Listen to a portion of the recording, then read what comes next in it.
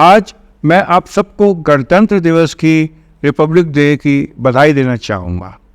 कल Republic day है और इस पर मैंने सोचा कि मैं बात करूं और आपको Republic day, independence day, constitution day ये क्या होते हैं, इनका मीनिंग समझाऊं, जिसका हर भारतीय के लिए जानना बहुत ज़रूरी है। इससे पहले कि मैं ये बात शुरू करूं, मैं आपसे एक सवाल पूछता हूं जो आप अपने दिल में सोचो। ऐसा क्या है जो मैं भी इंडियन हूं और आप भी इंडियन हो, और ऐसी क्या चीज़ है कि हर देशवासी अपने आप को इंडियन कहता है। आज केरल में रहने वाला एक रिमोट विलेज का पर्सन और असम में रहने वाला एक रिमोट विलेज का पर्सन दोनों अपने आप को इंडियन कहते हैं। अगर आप कहेंगे तो बंगाल में, गुजरात में, राजस्थान में जो अनजान लोग हैं वो सब अपने आप को इंडियन बुलाते हैं। ऐसी क्या चीज़ है जो हम सबको जोड़ती है? एक बड़ा इम्पोर्टेंट सवाल है, आपने कभी नहीं सोचा होगा। इसका जवाब है कि हम सबका अपने देश के संविधान में, कॉन्स्टिट्यूशन में विश्वास है। कॉन्स्टिट्यूशन एक देश की ऐसी चीज़ है जो हर नागरिक को जोड़ती है, और जो इस देश के कॉन्स्टिट्यूशन में विश्वास नहीं करता फिर वो इस देश का नागरिक नहीं रहता। ये बड़ा इम्पॉर्टेंट है और ये हमारे कॉन्स्टिट्यूशन की वैल्यू है। तो आज हम बात करेंगे कि इंडिपेंडेंस डे क्या है, कॉन्स्टिट्यूशन डे क्या है और रिपब्लिक डे क्या है। इसकी कहानी शुरू होती है मेरे ख्याल से सेकेंड वर्ल्ड वॉर के साथ। 1945 के आसपास ब्रिटेन जो है बहुत कमज़ोर हो चुका था। जर्मनी वालों ने उनमें लगातार 15 दिन, 20 दिन, दिन रात बम्बार्डमेंट करके ब्रिटेन की कमर तोड़ दी थी और समहाउ जर्मनी हार गया। ब्रिटेन की इकॉनमी बहुत डूब रही थी। वहाँ के पार्लियामेंट में ये सवाल उठा कि हिंदुस्तानी लोग भूखे नंगे इतना शोर मचा रहे हैं कि हमें आज़ाद कर दो, आज़ाद कर दो, क्यों ना इनको आज़ाद कर दिया जाए, क्योंकि हम जितना लूटना चाहते थे लूट चुके हैं। जब मुग़ल गए थे तो हमारे देश की जो इकॉनमी थी उसका जीडीपी 25 to 30% वर्ल्ड का होता था, और ब्रिटिशर्स जब आए तो उन्होंने हमारे देश को इतना लूटा कि 1.5 से 3% तक रह गया था।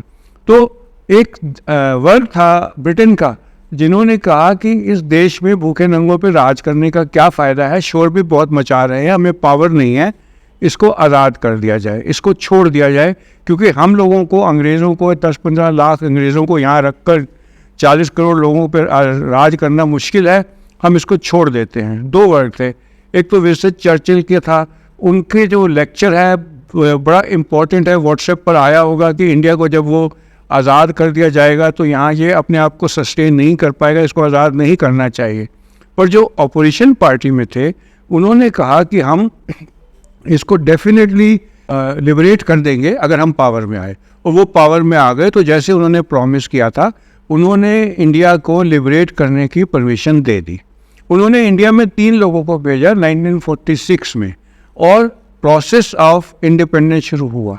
और इंडिपेंडेंस सिर्फ ये नहीं होता कि अंग्रेज चले गए हम इंडिपेंडेंट हो गए, हमारे देश का संविधान क्या है ये सवाल उठता है। तो उस समय जो है 1946 से लेकर 49 तक हमारे कॉन्स्टिट्यूशन को बनाने के लिए बहुत मेहनत की गई, जिसमें 2 लोगों ने की। एक तो डॉक्टर अंबेडकर हैं, सब जानते हैं, वैसा लर्नेड पर्सन मेरे ख्याल से तो इंडिया में नहीं हुआ होगा जो हमारे कॉन्स्टिट्यूशन में जिसने अपनी जान लगा दी।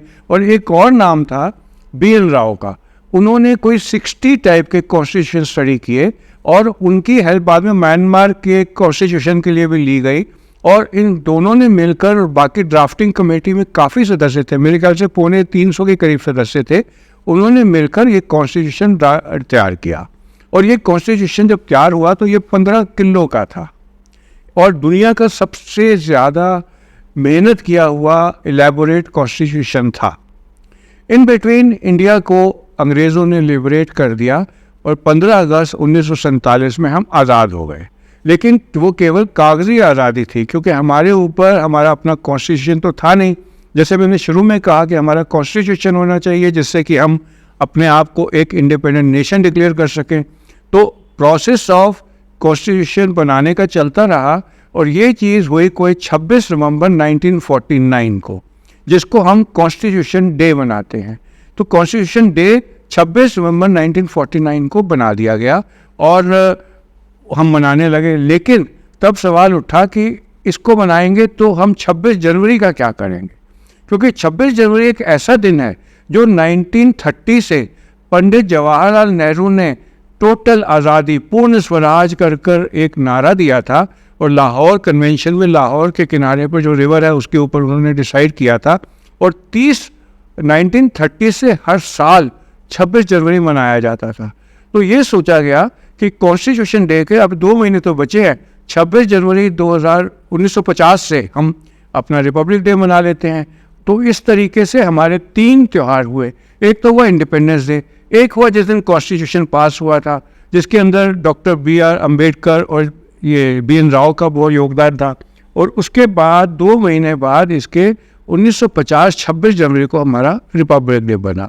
इन दोनों में फ़र्क यह है कि आप रिपब्लिक डे के दिन अपनी पावर दिखाते हैं, दुनिया में दिखाते हैं कि हम कितने पावरफुल हैं, और ये हम सबको जोड़ने में हेल्प करती है।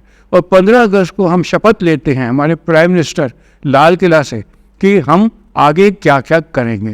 तो मेरा आज का वीडियो बनाने का मकसद केवल ये था कि लोगों को बता पाऊँ कि कॉन्स्टिट्यूशन की क्या इंपॉर्टेंस है, कॉन्स्टिट्यूशन डे कब मनाया जाता है, रिपब्लिक डे क्या होता है और इंडिपेंडेंस डे क्या होता है।